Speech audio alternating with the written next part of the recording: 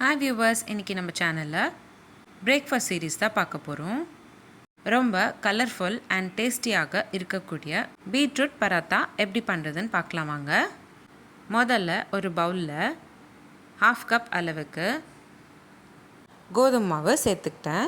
கூடவே 1/4 ஸ்பூன் அளவுக்கு உப்பு, 1/4 ஸ்பூன் அளவுக்கு ஜீரகம், அடுத்ததாக 1/2 ஸ்பூன் அளவுக்கு தேங்காய் எண்ணெயும் சேர்த்துக்கிட்டேன். கூடவே 1/4 ஸ்பூன் அளவுக்கு கரம் மசாலா, 1/4 ஸ்பூன் அளவுக்கு காரத்தூள், இந்த ரெண்டுத்தையும் சேர்த்துக்கிட்டு கடைசியாக நம்ம பீட்ரூட் பேஸ்ட் சேர்த்துக்கணும்.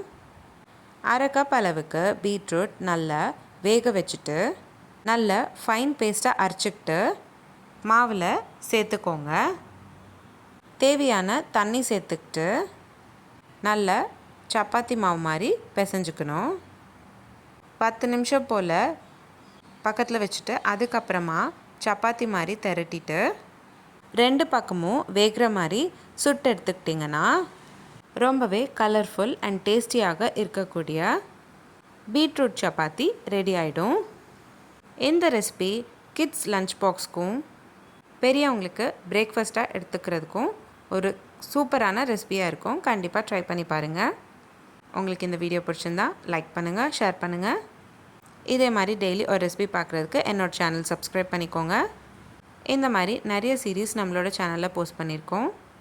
Healthy pasta series, healthy breakfast series, kids lunch box ideas, தயிர் பச்சடி சீரீஸ், ஆந்திரா பச்சடி சீரீஸ், கூட்டு சீரீஸ், குழம்பு சீரீஸ், ரசம் சீரீஸ், சட்னி series, healthy starter series, healthy milkshake series, healthy ice cream series, gluten free recipes, no oil no boil recipes, no onion no garlic recipes, sadan series. இந்த மாதிரி நிறைய series நம்மளோட சேனலில் post பண்ணியிருக்கோம். Links எல்லாமே நான் உங்களுக்கு டிஸ்கிரிப்ஷன் பாக்ஸில் ஷேர் பண்ணுறேன். கண்டிப்பாக செக் பண்ணி பாருங்கள். இந்த ரெசிபி எப்படி இருந்ததுன்னு எனக்கு கமெண்ட் பாக்ஸில் கமெண்ட் பண்ணுங்கள். மீண்டும் சந்திப்போம் ஒரு சுவையான ரெசிபியுடன். தேங்க்யூ.